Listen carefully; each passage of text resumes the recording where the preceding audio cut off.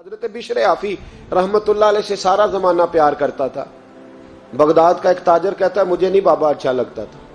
ہمارا اپنا اپنا ذہن ہے نا, ہم کہتے ہیں میں نے جدھر ساری دنیا جا رہی ہے وہاں نہیں جانا. کہتے ہیں کہ وہ بابا مجھے نہیں اچھا لگتا تھا, حالانکہ سارا بغداد عزت کرتا. کیوں نہیں اچھا لگتا تھا؟ کہتے ہیں اس لیے کہ بابا نہ صرف فرض مسجد میں پڑھتا تھا, باقی نماز گھر جا کے. تو میں کہتا تھا اتنا ولی ہے تو باقی بھی مسجد میں پڑھے. کہتے ایک دن میں نے کہا جسوسی کرنی ہے اس کی, جو کہ اسلام میں منع ہے. کہتے حضرت بشر آفی رحمت اللہ علیہ نے جمعے کے فرض پڑھے, فرض پڑھ کے نکل گئے دوڑ کے. فرماتے ہیں میں پیچھے ہو گیا. میں نے کہا میں نے سنتیں چھوڑ دی ہیں پر اس کا پتہ کرنا ہے, سنت نفل بعد میں پڑھوں گا. کہتے ہیں حضرت بشر آفی جلدی سے نا ایک کباب والی دکان پہ گئے, وہاں سے کباب خریدے. اور میں نے کہا بوڑھے کی عمر دیکھو اور اس کے ذائقے دیکھو, اس عمر میں بھی کباب کھائے گا. اوئے ہوئے, مولوی کو روٹی نے ستایا تھا اس لیے سنت اور نفل چھوڑ آیا ہے. کہتے ہیں تھوڑا سا وہ آگے بڑھے تو نان بھائی کی دکان سے نا نان خریدے. میں نے کہا دیکھو یار, دیکھو اس کے ذائقے, گرم نان کھائے گا. بہت سارے لوگ بغداد میں رات کی روٹی کھاتے پر یہ گرم کھاتا ہے. کہتے ہیں حضرت وہ نان اور کباب لے کے نا جنگل کی طرف مڑے تو میرے دل میں خیال آیا یار بڑا ہی اس آدمی کا عجیب ذہن ہے, یہ اب سبزے پہ بیٹھ کے یہاں موج کرے گا, کھائے پیے گا, اور سنت نفل چھوڑ دی. اللہ ہزاروں مرید ہیں. کہتے ہیں حضرت جنگل میں داخل ہوئے, تھوڑا سا سفر کیا تو کچی آبادی آ گئی. کچی آبادی, ایک کچے مکان کی ٹوٹا ہوا دروازہ, باہر سے کنڈی لگی. بغداد کے ننگے پاؤں چلنے والے ہزاروں مریدوں کے اس پیر نے کنڈی کھولی, اندر گئے. ایک فالج زدہ بابا جی بیٹھے. کہتے ہیں حضرت بشر آفی نے اپنی پگڑی کھولی اور اس آدمی کے منہ سے پانی نکل رہا تھا, رال ٹپک رہی تھی. کہتے ہیں پہلے اپنی پگڑی سے منہ صاف کیا, پھر پیالے سے پانی ڈال کے منہ دھویا, پھر حضرت اس کے ٹانگوں پہ کپڑا ڈال کے روٹی کا لقمہ توڑ کے اس کے منہ میں ڈال کے کہنے لگے بابا ناراض نہ ہونا, جمعے والے دن مجھے دیر ہو جاتی ہے, ابھی تو میں نے سنت اور نفل بھی پڑھنے ہیں, ناراض نہ ہونا مجھے دیر ہو جاتی ہے. کہتے ہیں وہ بابا رو پڑا اور کہنے لگا بشر یار 14 سال ہو گئے تو روز آتا ہے. 14 سال, یہ 1 صدی کا قصہ ہے, 2-4 برس کی بات نہیں. 14 سال سے تو روز آتا ہے. میں پتہ نہیں کب تک لاش بنے پڑا رہوں گا, تو کب تک آئے گا؟ حضرت بشر آفی نے بابے کے آنسو پوچھ کے کہا بابا فکر نہ کر, آج کے بعد یہ جملہ نہ کہنا کہ تو میرے لیے بوجھ ہے. فرمایا لوگ سمجھتے ہیں کہ میں نے عبادت کر کے مقام پایا ہے, لوگ سمجھتے ہیں میں نوافل زیادہ پڑھتا ہوں, دنیا جانتی ہے کہ میری رات کی تسبیح زیادہ مضبوط ہے, پر میں ان میں سے کوئی بات بھی نہیں. میں تو تیری نوکری کرتا ہوں تو اللہ نے میری عزتوں میں اضافہ فرما دیا ہے. سوچ ہی صاف نہیں, نظریہ ہی ٹھیک نہیں, فکر ہی ٹھیک نہیں. اسلام نظریے کا مذہب ہے, سوچ کا. مسند امام احمد بن حنبل کی حدیث سنی. حضرت انس بن مالک فرماتے ہیں جب انسان نے روزہ رکھا ہوتا ہے نا تو روح ویسے ہی پاک ہوتی ہے اس کی.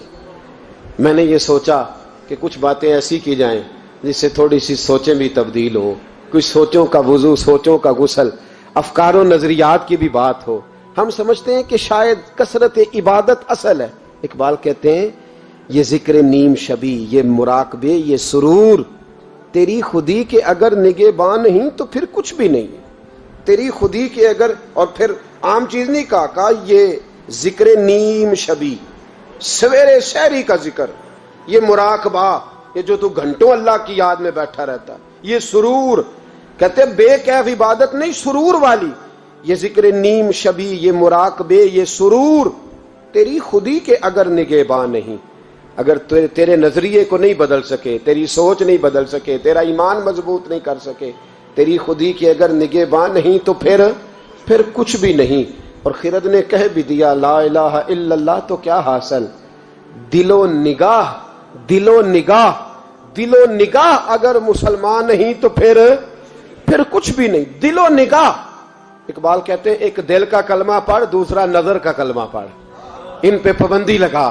دل و نگاہ اگر مسلمان نہیں تو پھر تو کچھ بھی نہیں, کچھ بھی نہیں. حضرت انس بن مالک کہتے ہیں میں حضور کے پاس بیٹھا تھا, حضرت عبداللہ ابن عمر بھی بیٹھے تھے.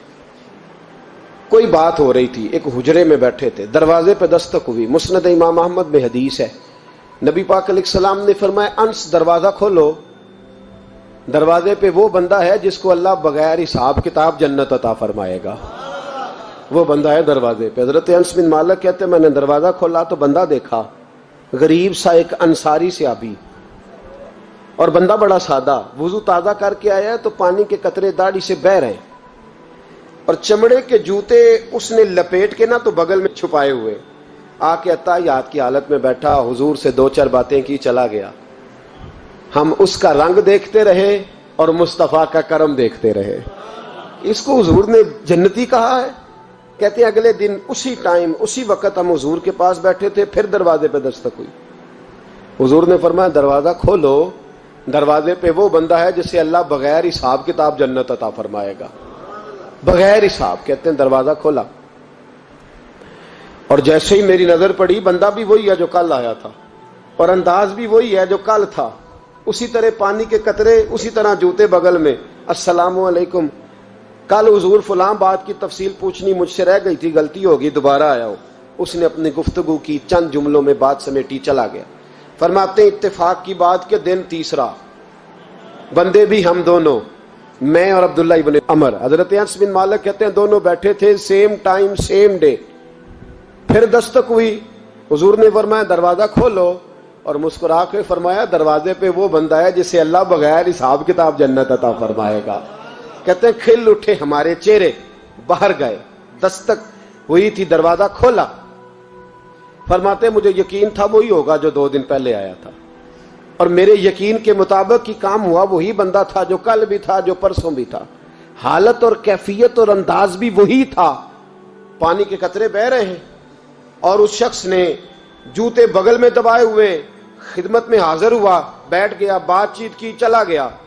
حضرت انس بن مالک کہتے ہیں تھوڑی دیر ہوئی تو حضور بھی تشریف لے گئے۔ حضرت عبداللہ ابن عمر مجھے کہنے لگے یار ویسے کتنے اس کے نصیب ہیں، کتنے نصیب ہیں، کوئی آیا لے کے چلا گیا، کوئی آیا لے کے چلا گیا، کوئی عمر بھر بھی نہ پا سکا، میرے مولا تجھ سے گلہ نہیں، یہ تو اپنا اپنا نصیب